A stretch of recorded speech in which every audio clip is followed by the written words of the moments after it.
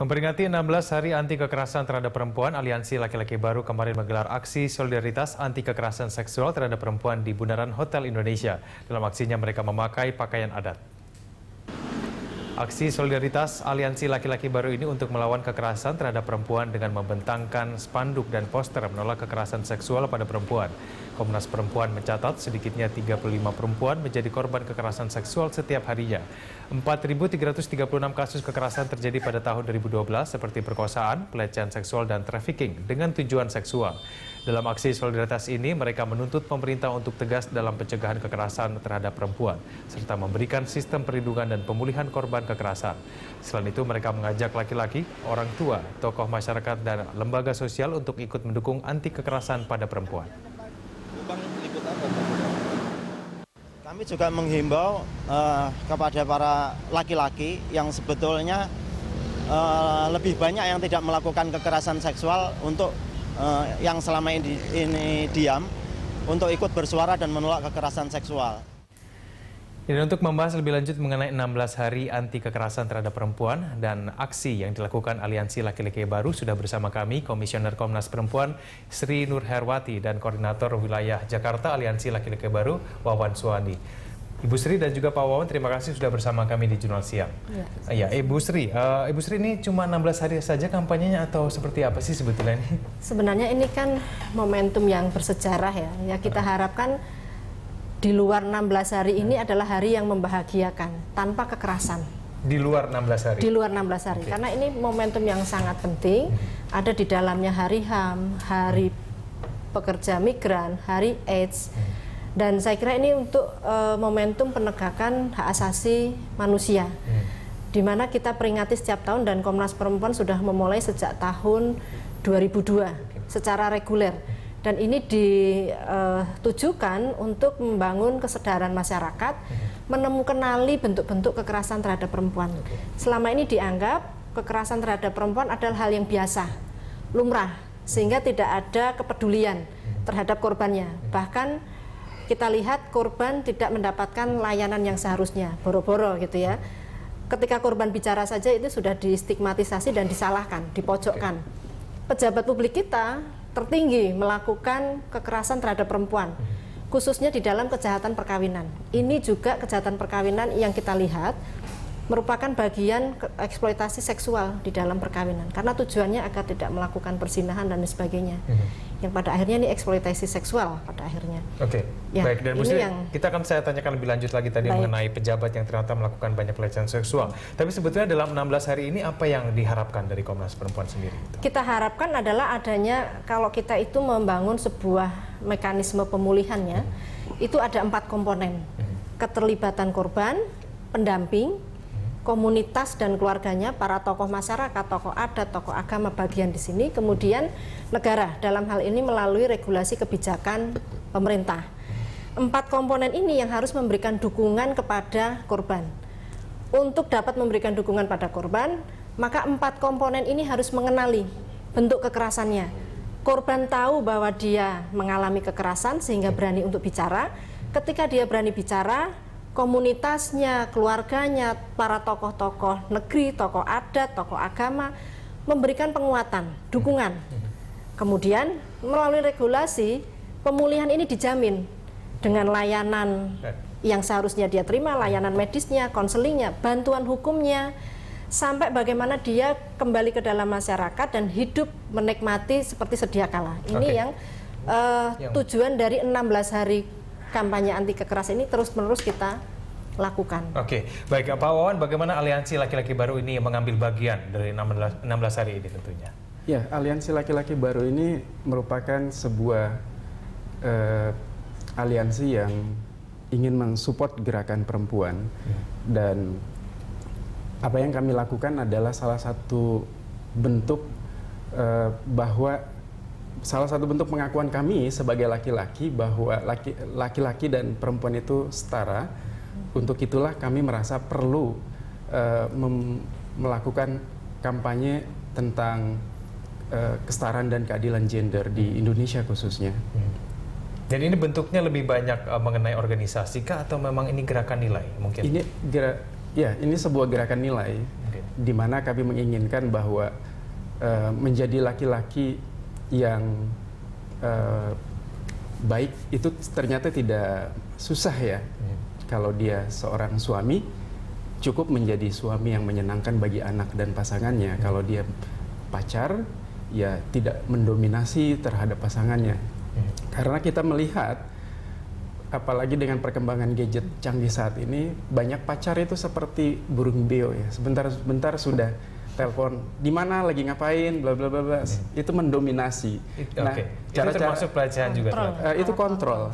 Nah, sebagai laki-laki seharusnya juga menghargai eksistensi perempuan sebagai manusia, bukan sebagai manusia nomor 2. Selama ini kan laki-laki dengan konstruksinya sebagai konstruksi laki-laki itu kan dilekatkan sebagai pemimpin, sebagai manusia nomor 1.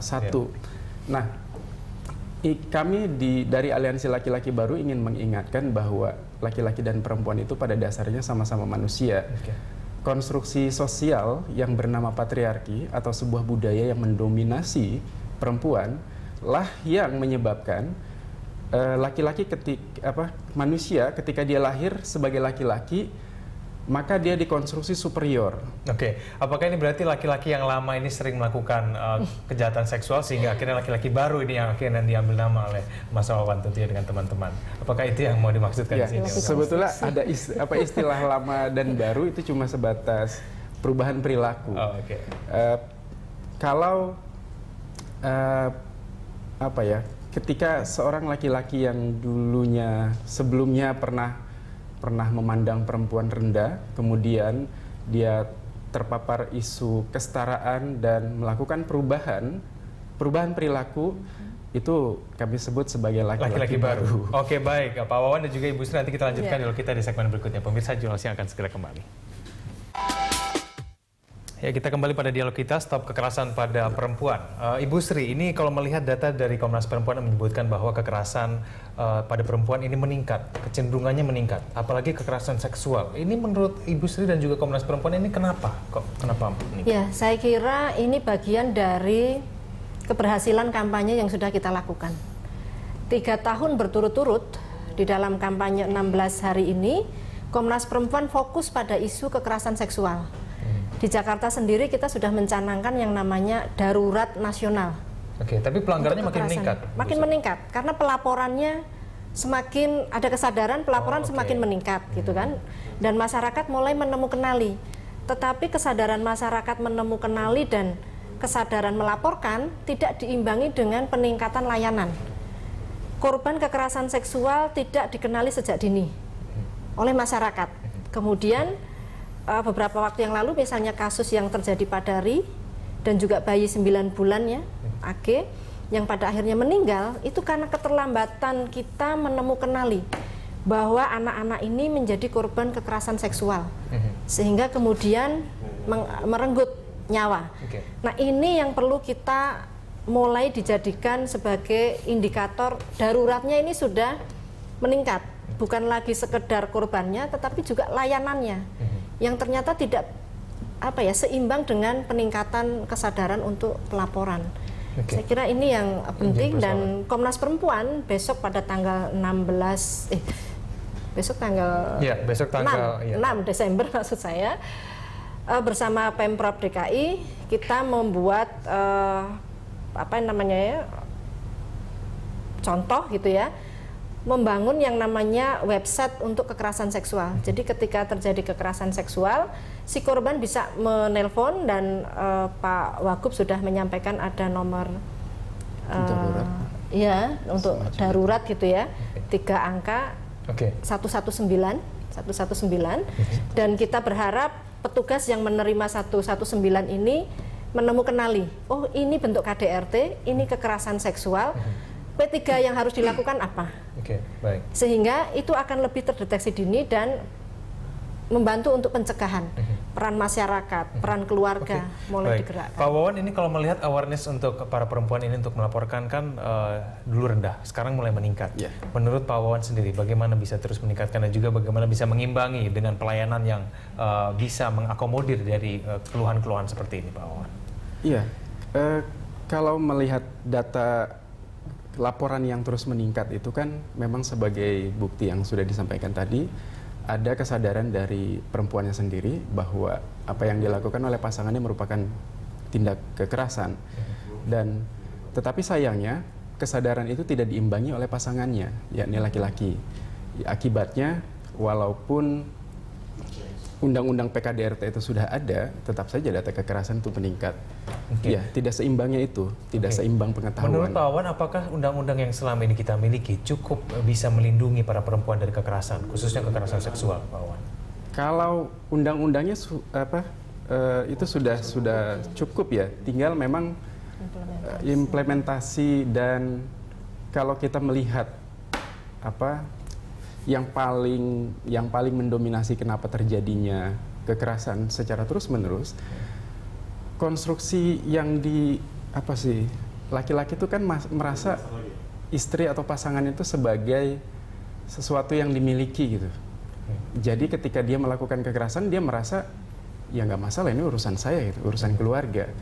Akibatnya banyak yang beranggapan bahwa kekerasan yang di dalam rumah tangga itu dianggap sebagai urusan domestik dan menganggap negara nggak usah ikut campur. Tidak ada urusannya dengan hubungan suami istri. Baik, Pak Wawan dan juga Ibu Sri, nanti kita lanjutkan dialog kita di segmen berikutnya. Pemirsa, Jurnalis yang akan segera kembali. Menurut data, eksploitasi seksual dan pelecehan seksual adalah 2 dari 15 jenis kekerasan seksual yang dialami oleh perempuan Indonesia. Berikut adalah informasi 15 jenis kekerasan seksual.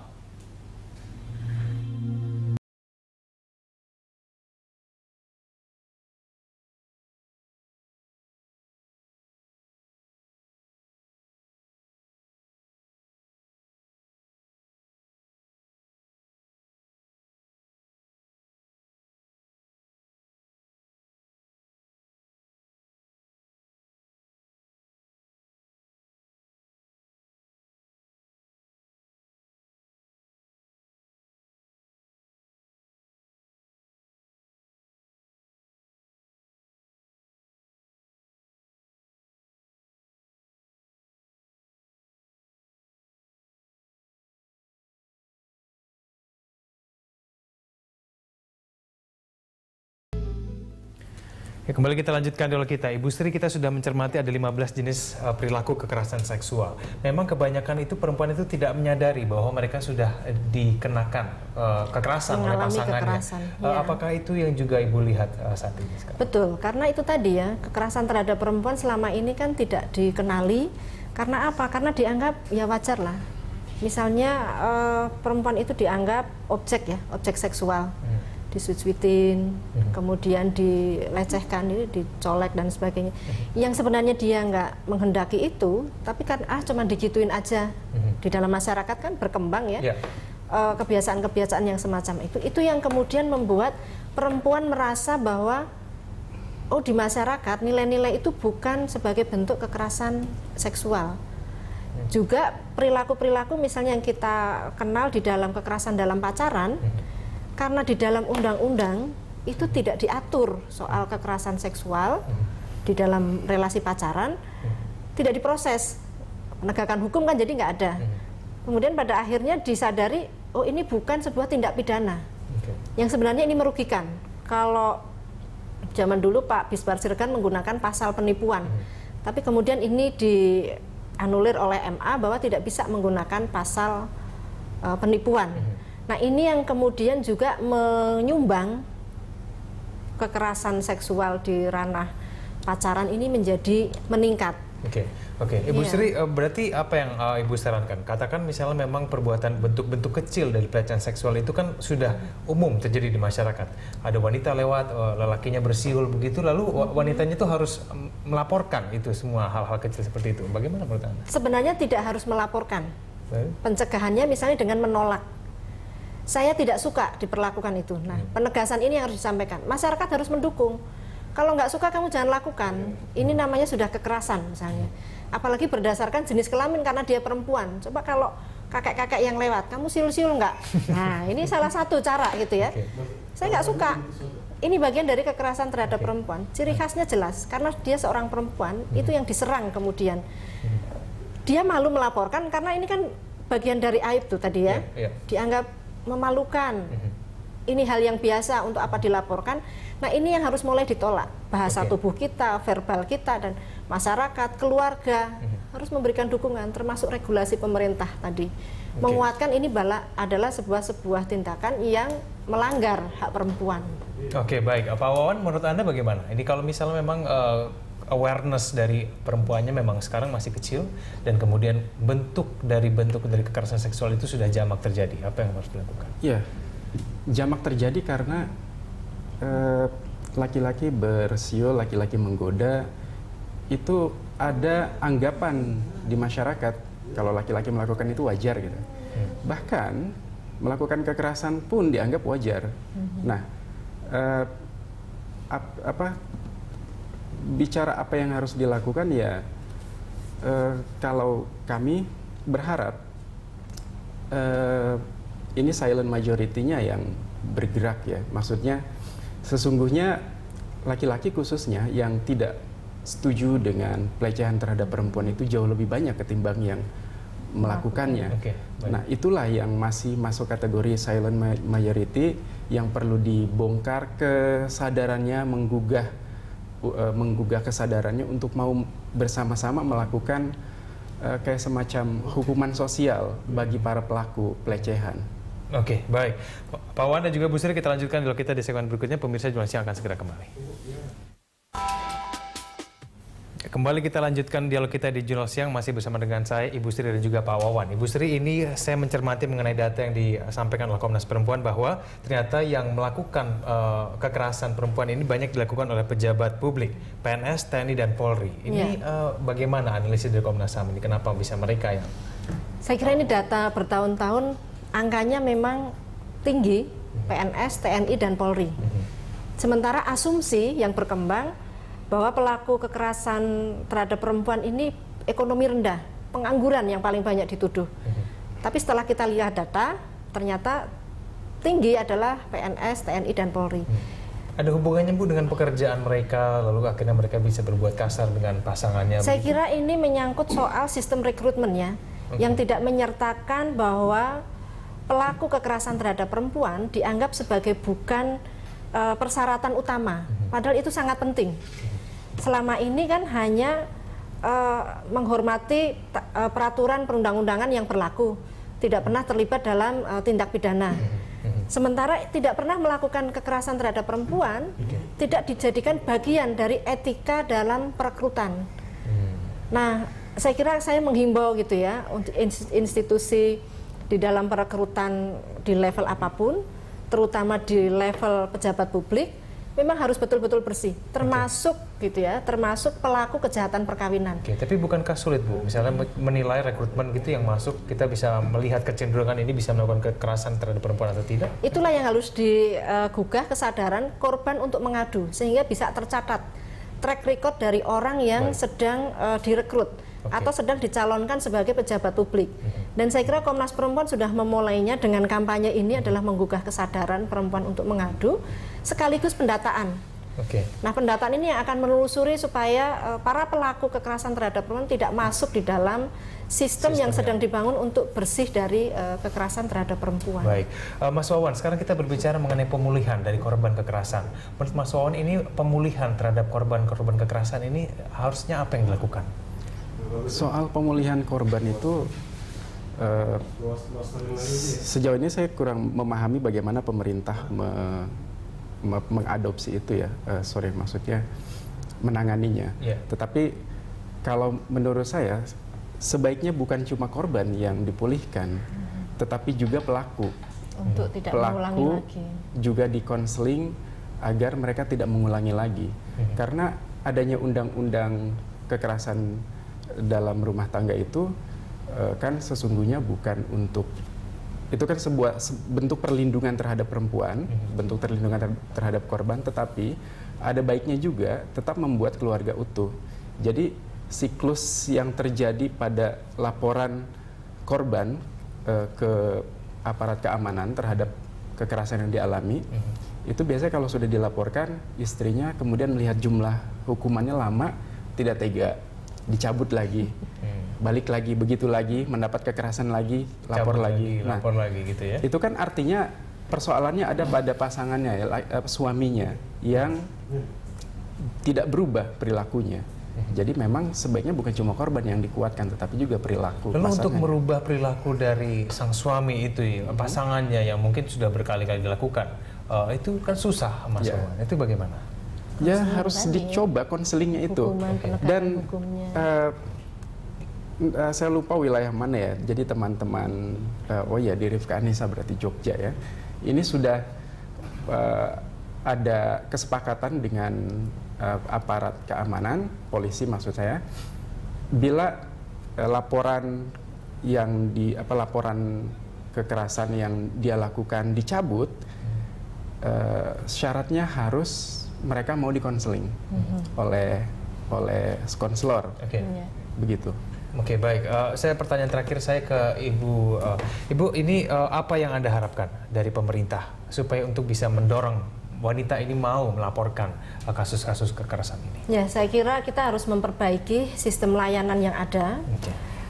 Contoh yang dilakukan oleh Pemprov DKI dengan memberikan 3 digit nomor yang bisa dihubungi untuk P3K, saya kira ini harus mendapatkan dukungan dari masyarakat dan bisa dicontoh oleh pimpinan daerah yang lain, karena ini sistemnya otonomi daerah agak sulit memaksakan karena juga pandangan tentang otonomi daerah. Tapi paling tidak contohlah daerah yang mulai memperbaiki sistem layanan. Oke. P2T P2A itu adalah layanan yang dibangun oleh masyarakat sebenarnya. Komnas Perempuan mendorong layanan terpadu untuk memenuhi kebutuhan korban. Oke.